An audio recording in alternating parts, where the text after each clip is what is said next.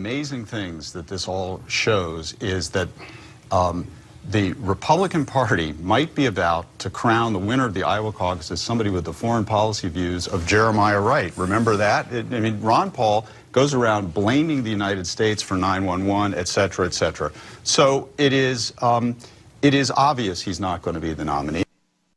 Well, first of all, as people get to know more about Ron Paul, who disowns 10 years of his own newsletter, says he didn't really realize what was in it, had no idea what he was making money on, had no idea that it was racist, anti-Semitic, called for the destruction of Israel, talked about a race war. All this is a sudden shock to Ron Paul. There'll come a morning people won't take him as a serious person. This is a man who happened to have had a good cause, auditing the Federal Reserve, cleaning up the Federal Reserve. And I think as a protest, he's a very reasonable candidate. As a potential president, a person who thinks the United States was responsible for 9/11, a person who believes, who wrote in his newsletter that the World Trade Center bombing in '93 might have been a CIA plot, a person who believes it doesn't matter if the Iranians have a nuclear weapon.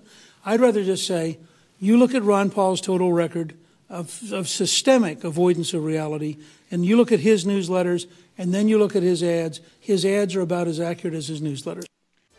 From one blog today, the headline, what, if anything, could convince a Romulan, I guess this is the new term for Paul people, a Romulan not to vote for Ron Paul. The latest Ron Paul revelation of the day is that apparently he would have not sent American troops to Europe in World War II to stop the Holocaust. This is a passage, I believe this appeared on Ynet, the original blog. Paul then looked at me and I politely thanked him for his time.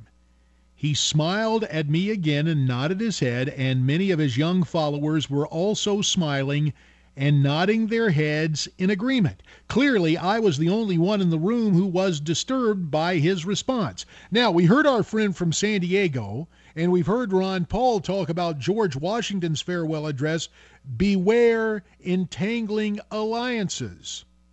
But history does not occur in a vacuum. So it seems to me neither should we be the world's policeman, but we sure should stick up for American interests without apologies.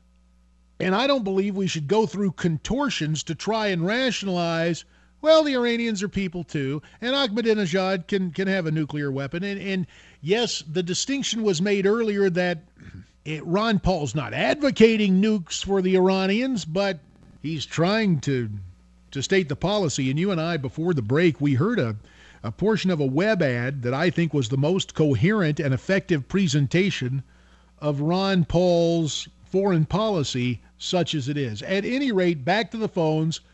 Iowa, Iran, oil, the Caucasus, all these things made manifest